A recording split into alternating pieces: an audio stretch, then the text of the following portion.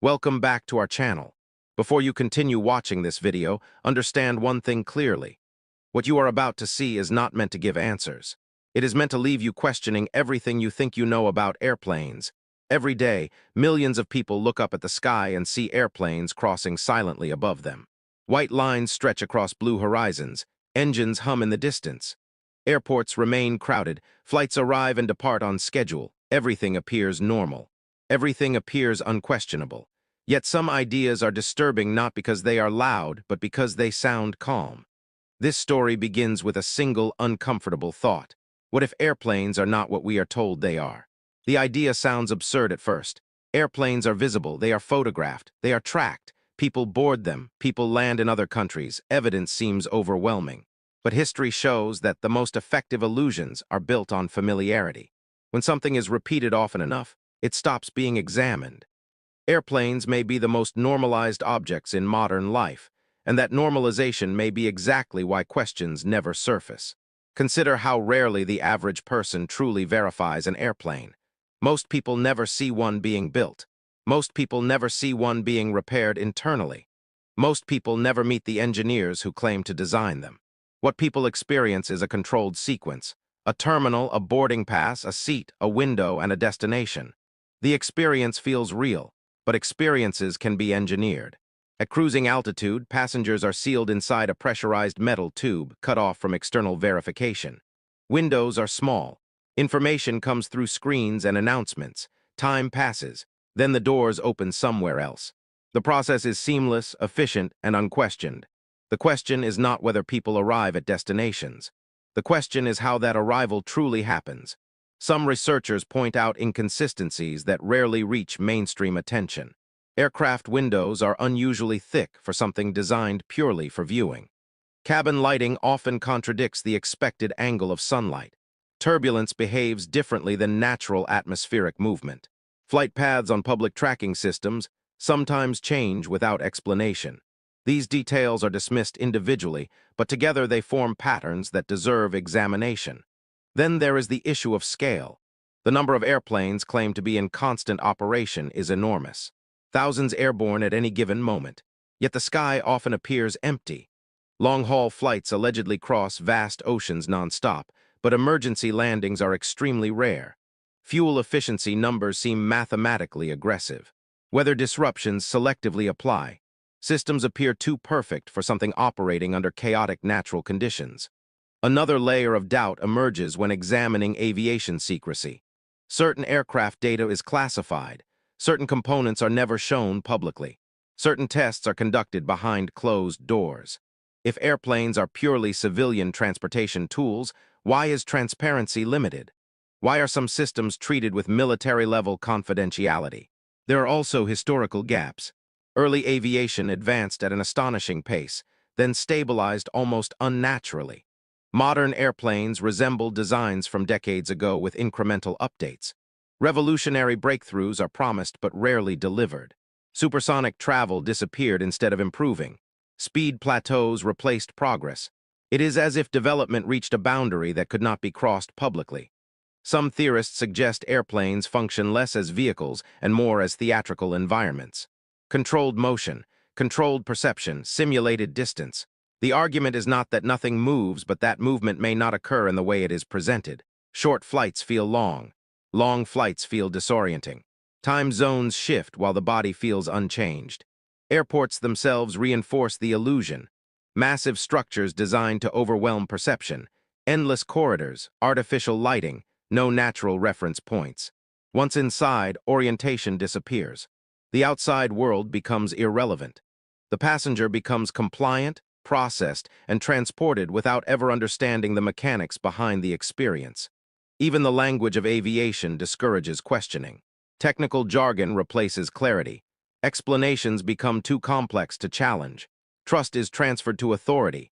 When people do not understand something, they accept it as advanced rather than suspicious. What makes this theory unsettling is not that it claims airplanes do not exist, but that it challenges what existence means. Something can exist physically while being misrepresented functionally. A stage prop is real wood, real paint, real structure, yet it is not what it pretends to be. The question is not whether metal flies. The question is whether the story told around flight is complete, whether distance, speed, and experience align with reality, whether what people believe they see matches what truly occurs. Once this idea is introduced, it becomes difficult to remove. Every contrail becomes a question. Every flight delay becomes suspicious. Every smooth landing feels rehearsed. The sky turns from a place of wonder into a canvas of uncertainty. This story does not ask viewers to reject reality. It asks them to examine it, to notice details normally ignored, to consider that the most powerful systems are those never challenged. If airplanes are exactly what we are told, then scrutiny should strengthen trust. But if scrutiny is discouraged, avoided, or mocked, then the discomfort may be justified. The most dangerous questions are not the ones that scream conspiracy, but the ones that whisper possibility. And once that whisper begins, every flight overhead sounds different. The moment the aircraft doors close, something subtle changes. The outside world disappears completely. Sound becomes controlled, air becomes artificial, time becomes abstract. From that point forward, every passenger experience is mediated, filtered, and regulated. This transition is presented as safety, yet it also functions as isolation. Once sealed inside, verification of reality becomes impossible. The passenger no longer knows speed, direction, altitude, or distance through direct perception. Everything must be trusted. Cabin pressure is one of the first accepted anomalies. Humans are told they are flying miles above Earth while breathing comfortably due to engineered environments. The explanation sounds scientific and therefore convincing, but few people truly understand the mechanics. Pressure is adjusted, oxygen is regulated, bodies adapt. The process is invisible, which makes it unquestionable. The same logic applies to motion itself. Passengers do not feel acceleration at cruising speed. Movement becomes a concept rather than a sensation. Windows, often described as simple viewing portals, play a critical psychological role. They are small, thick, and layered. Distortion is normal, reflections overlap. The horizon bends slightly, light behaves inconsistently. These effects are dismissed as engineering necessities, yet they also prevent clear external reference. Passengers see the sky but not the aircraft. They see clouds but not speed. They see sunlight but not direction. The view informs without confirming. Inside the cabin, the environment is deliberately monotonous. Colors are neutral, sounds are constant, announcements are calm, variation is minimized. This reduces anxiety, but it also reduces awareness. Humans are highly sensitive to environmental change, and when change is removed, perception dulls. Hours can pass without a strong sense of progression. This disorientation makes any experience of distance feel plausible, regardless of what actually occurs. Flight duration becomes another accepted variable. A journey labeled 12 hours feels long enough to justify crossing continents. Sleep disrupts perception.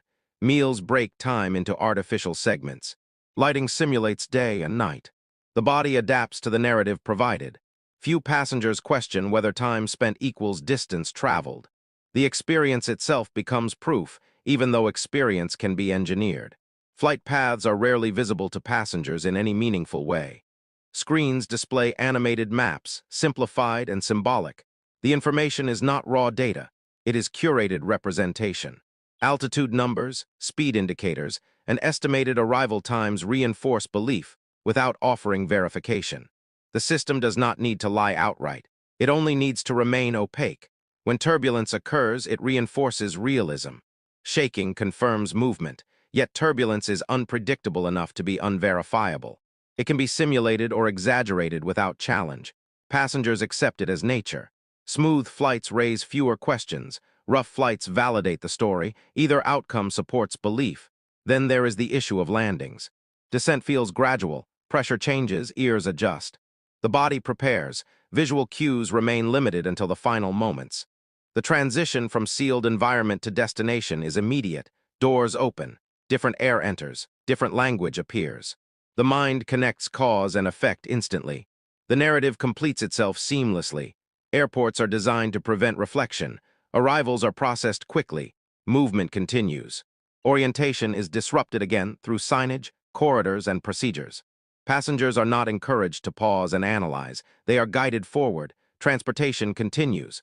The experience never fully settles. This structure mirrors controlled environments used in simulations. Entry, isolation.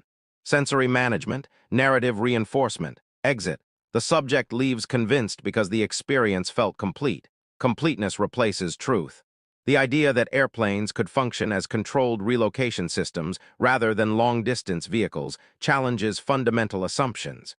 It suggests that movement may occur differently than believed, possibly in stages, loops, or localized transfers. The theory does not require impossibility. It requires complexity hidden behind authority. Critics argue that such a system would be too large to conceal. Yet modern systems operate globally while remaining invisible. Digital infrastructure moves trillions of dollars without physical trace. Information warfare reshapes perception without detection. Scale does not guarantee transparency. What matters is not whether airplanes physically exist, but whether the story of flight is simplified for mass acceptance. Humans trust systems that work consistently. Reliability replaces curiosity. As long as outcomes match expectations, processes remain unchallenged. The moment doubt enters, the experience changes. Every sound becomes noticeable. Every announcement feels scripted. Every delay feels intentional. The cabin becomes a stage rather than a vehicle. This does not mean deception is malicious. Systems evolve to manage populations efficiently. Truth becomes less important than stability. If people arrive where they expect, questions lose urgency. Yet the unanswered question remains. If airplanes are exactly what they claim to be, why is independent verification impossible for the average person? Why must belief replace understanding? Why is curiosity treated as ignorance rather than inquiry? Once doors close, passengers surrender agency. They accept outcomes. They trust unseen mechanisms. That trust may be deserved. Or it may be the most refined illusion ever constructed. The unsettling part is not the theory itself, but how easily it fits into the structure of the experience. And once noticed, the silence after the doors close feels heavier than before. Distance is one of the most trusted ideas in human understanding. Maps define it, numbers describe it, time is used to measure it, yet distance is never experienced directly, it is inferred. When someone claims to travel thousands of kilometers in a single day, belief comes not from perception, but from confirmation after arrival. This reliance on outcome rather than process creates space for illusion. In aviation, distance exists more as a promise than a felt reality. Inside an aircraft, the body has no reliable reference for movement. At high altitude, acceleration is minimal. Constant speed feels like stillness. The brain, deprived of external cues, cannot distinguish between motion and suspension. This is why distance must be narrated. Screens show progress. Announcements explain duration. Time zones are introduced as evidence that something significant has occurred. Without these cues, the experience would feel strangely static. Time itself becomes flexible during flight. A journey can feel short or endless depending on fatigue, sleep, and attention. Meals segment hours artificially. Cabin lights simulate night and day regardless of actual position. Passengers often wake unsure where they are or how long they have slept. This confusion is normalized as jet lag, but it also reveals how easily perception is manipulated when environmental control is complete. Maps reinforce belief while hiding complexity. Flight maps shown to passengers are simplified arcs across flat projections. Curvature, deviations, and holding patterns are rarely displayed accurately. The representation is symbolic, not technical. It provides reassurance, not information. The moving icon becomes proof of progress, even though it cannot be verified. Long-haul flights raise deeper questions. Crossing oceans without visual confirmation challenges intuition. Hours pass with nothing visible but clouds and darkness. Emergency landings are rare despite vast emptiness below. This suggests either extraordinary reliability or incomplete disclosure. Either explanation invites scrutiny. The concept of speed also relies on trust. Numbers like 800 kilometers per hour sound impressive, yet without reference points, speed is meaningless. At altitude, ground movement is invisible. Clouds move slowly relative to the aircraft. The sense of velocity disappears. Passengers must accept that great distances are being covered because they are told so. Time zones serve as psychological anchors. Arriving when clocks change validates the journey. But time zones are human constructs. They are administrative, not physical. The body does not feel them. Adjusting a watch creates confirmation without sensation. The mind accepts the shift because society recognizes it. Some researchers suggest that long-distance travel may involve segmented movement rather than continuous traversal. The theory proposes that relocation could occur through staged processes, localized transfers, or controlled environments that compress perceived distance. This would explain the consistency of experience across different routes and durations. It would also explain why physical fatigue often feels disproportionate to claimed distance.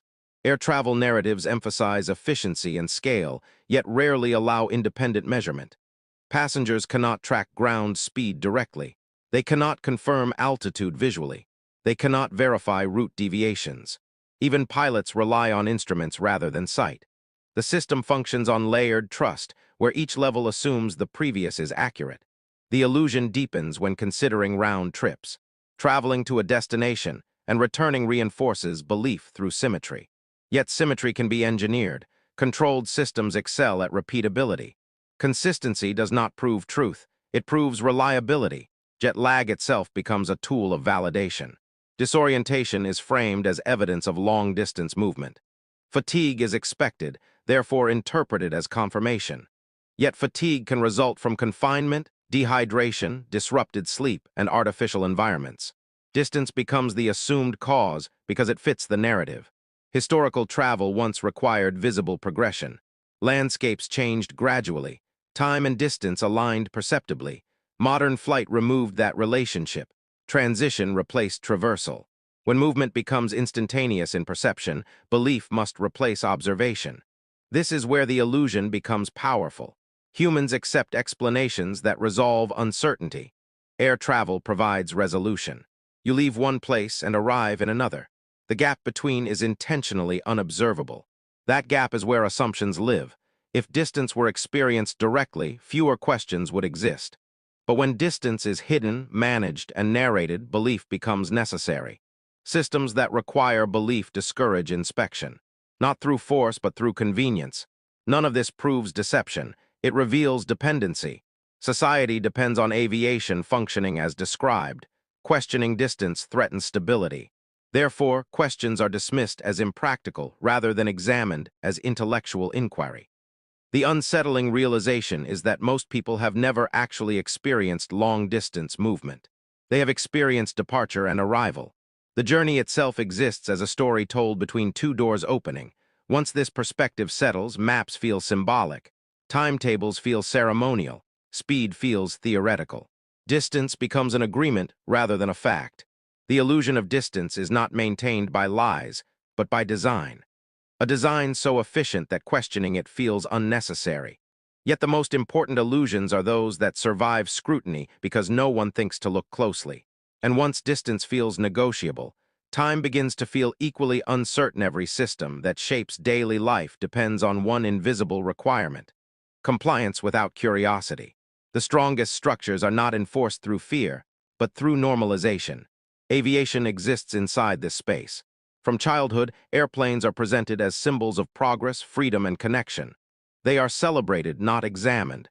Questioning them feels unnecessary, even inappropriate. This social conditioning is the final layer that protects the narrative from inspection. Education plays a quiet role.